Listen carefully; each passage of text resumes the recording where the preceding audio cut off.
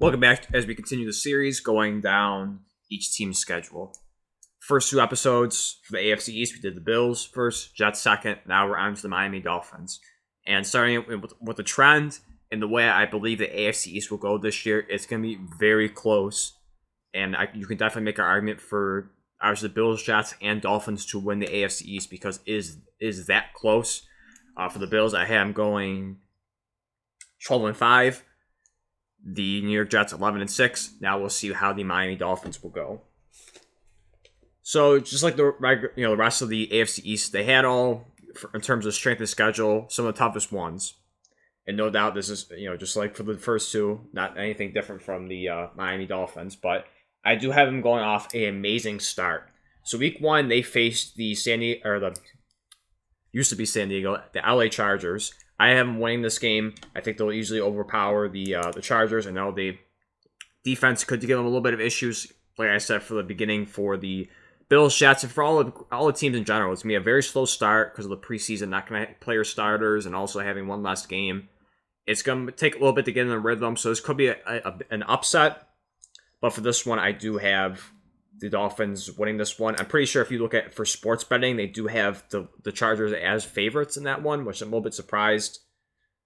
But obviously they have it at home for LA. But I do have the Dolphins taking out the LA Chargers in week one.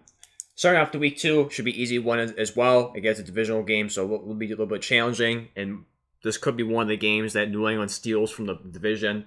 But I expect the Dolphins to win this as being the easiest team in the division, and they should. If they want to be a dominant, obviously a Super Bowl contender, no doubt, win the AFC East, you should take care of business against New England. This should be the easiest one out of all the three, so I'm winning in that as well. Next for week three, their home debut, the first home game of the year, Denver Broncos. Again, this is a very wild card one because I just don't know what's going to happen, how it's going to look with Sean Payton. But with that, I do have the Dolphins winning this one too in week three. Just for the simple fact of a high-powered offense, just the simple fact of Tyreek Hill, Jalen Waddle. We saw this in the beginning of the season. They went to a roaring start, and I have this the same way as the beginning of this year as well. It's a very fast offense, tons of speed. It's going to stretch defenses immensely, and it's being very challenging. So I have them going 3-0 to start off with. Week 4 away at Buffalo. I do have them beating the Bills at Buffalo. Once again, if you want to view it similar to last year in Week 3, Bills Dolphins. Now, of course, hopefully not with the injury problems the Bills had in that Week 3 matchup because of just the heat. But for this one, I do have them going into Buffalo and winning it. Close game. I just between the Bills, Jets, especially the Bills and Jets, they're going to be very close scoring games. I'm not going to give out an exact score, but it's going to be very close, similar to how we saw in the three matchups in week 3. I don't know exactly the second week was later down the stretch, but of course it was snowing towards the end, so it was later in the season, and no doubt the wild card game where it was very a close game throughout, and this isn't going to be the exception for week 4. But I do have the Bills losing to Miami, so that they are starting off 4-0. And moving on to their next home game against the Giants, I have them winning that as well. So right off the bat, an amazing start. If you're a Dolphins fan, 5-0 is very realistic. They can do this. If you want to say maybe one loss in this one, worst case scenario, I believe 4-1. If you want to give it to the Chargers or the Bills, you can make a case for Denver as well. But worst case scenario, I do see 4-1. Anything below 4-1, 3-2, or anything in that range, I think it's definitely a rough start because the Miami is definitely capable of going 5-0 in the first 5 games. For the next one, I do have a little bit of an upset in this. I do have the Carolina Panthers beating the Miami Dolphins, and it sounds ridiculous offhand, but I really do believe in Carolina. I think that they do have serious contention of making the playoffs next year. I know it's, you look at the NFC, it's very weak compared to the AFC. But I love the pieces they have, especially defense really came up big towards the end of the season. Let's not forget, too, now granted, it was a horrible division, so let's really put that out there. But even with the horrible season they had, towards the end, they were in contention of winning the division. It came down to, I think, week 17 against the Buccaneers. That really was going to decide who was going to win the division. So let's not forget about that. Now, granted, again, it was a horrible division. We have to state that, but they were still in contention with it. And I do believe there's a much better team. I think Bryce Young will have in terms of for a rookie, I think he'll have a great year. Again, I love the pieces they added. Adam Thielen, Miles Sanders, and the defense, I think, is really step up. And I think this is a team that maybe Miami could, one of those teams where they could overlook them. Especially you look at week 7 with Philadelphia right after Carolina. This could be a team where they overlook Carolina, looking towards the Philadelphia Eagles, and they could get upset here. And I do have the Panthers beating the Miami Dolphins here. So 5-1, start off with. And rolling into week 7 against the Philadelphia Eagles, the NFC champions from last year. I do have them losing as well. I think Philadelphia, especially defensively as well, I think they had great pieces. I know they've also lost a decent, good portion, especially when they had 22 free agents last year. But I think overall, they really did a good job recouping that and kind of retweaking the team. Offensively as well, they're definitely lethal as well. A.J. Brown, Devontae Smith. Just got DeAndre Swift, Jalen Hurts, no doubt, Dallas Goedert. And got the defense, they added Jalen Carter, Nolan Smith, still the remaining players they have on there. This will be a close game, no doubt, but I do have the Philadelphia Eagles winning this one, so back-to-back losses after starting 5-0. Rolling on to New England, once again, easy. I think it's going to be I don't say easy one, but it will be a win, no doubt. And what I just said for the first matchup against New England, if you want to win the division, you have to go 2-0 at least against New England. You have to. I know what I said in the previous videos. I know New England's probably going to steal a game from 1 to 3, but the way this division is going to be, how I believe it's going to play out, you have to at least sweep New England to keep in contention with that. Because I think if you go 1-1, that's going to cost you first place right there.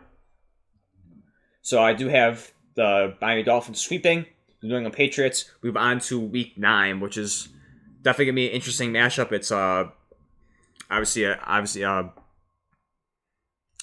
in Europe. I believe they're in Germany for this game. The return for Tyreek Hill against Kansas City.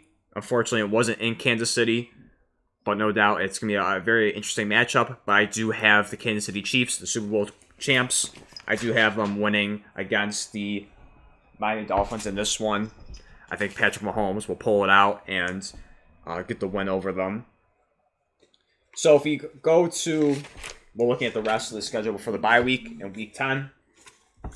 I think it's a very very great start. If you look at it, 6-3 is not bad. Again, if you look at towards this after the 5-game winning streak, it does taper off a little bit, going 1-3 after that. I know that's a little bit concerning. Again, off to a roaring start. But overall, I think 6-3 with the schedule is pretty fair.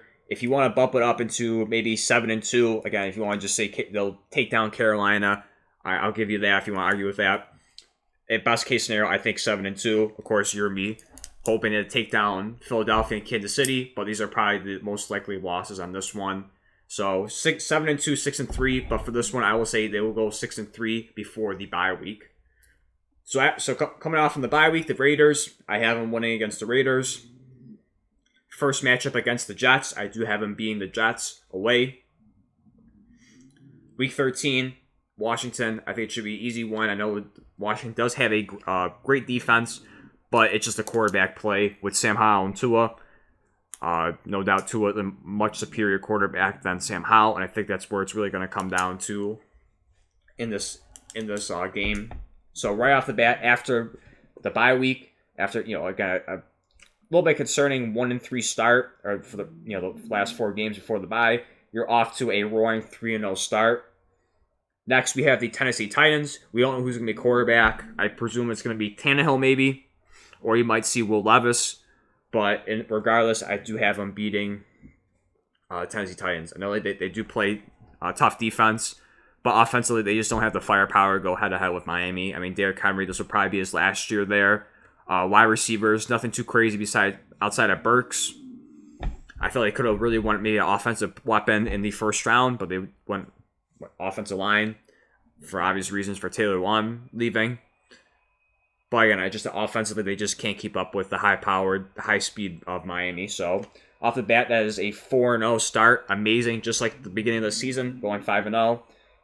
And once again, I have them tapering off a little bit. And it's going to kind of be a little bit similar to last year, where they were very inconsistent with their wins and losing streaks.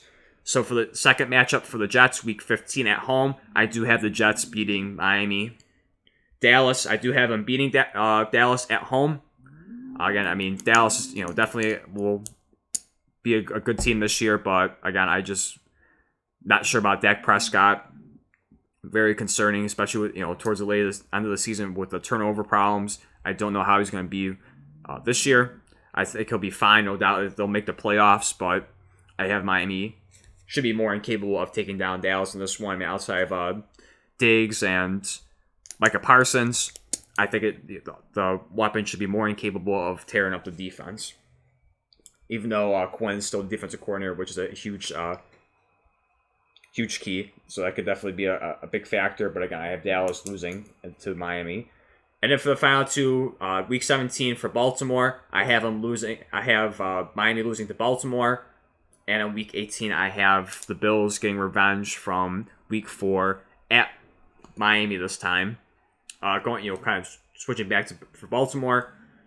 I think Lamar's going to have a good year this year. And I know there's similar concerns we have for Tua for Lamar as well, is the injury problems. But I love the offense they put around him, getting Odell Beckham. Again, same way too. We're not sure if he's going to be healthy at this point.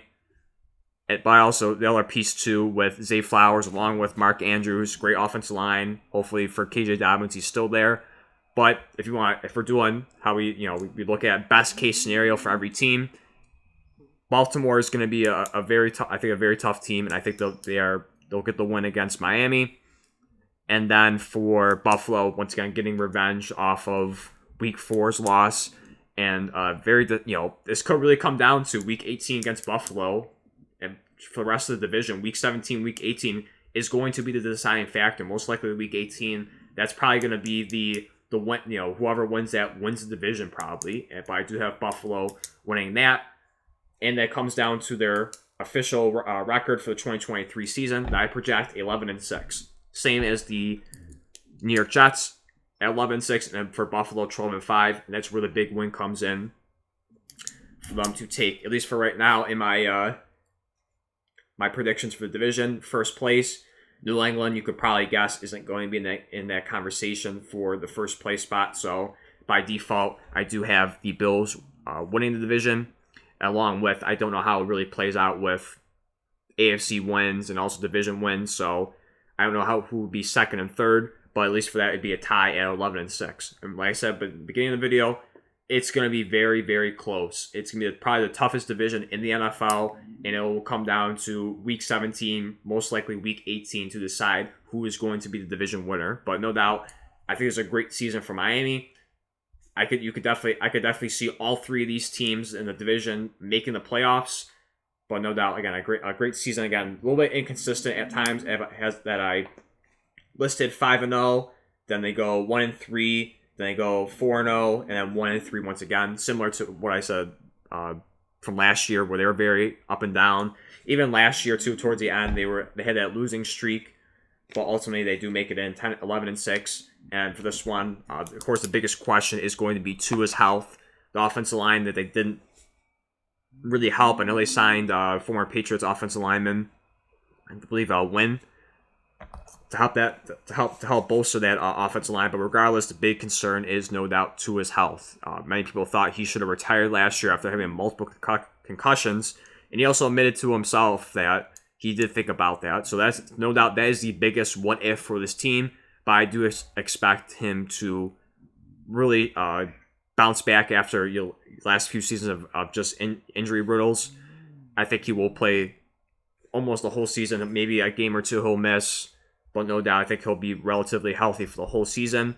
And definitely this will be a dangerous team in the playoffs, especially with Tua in the lineup with Tyreek Hill and Jalen Waddle.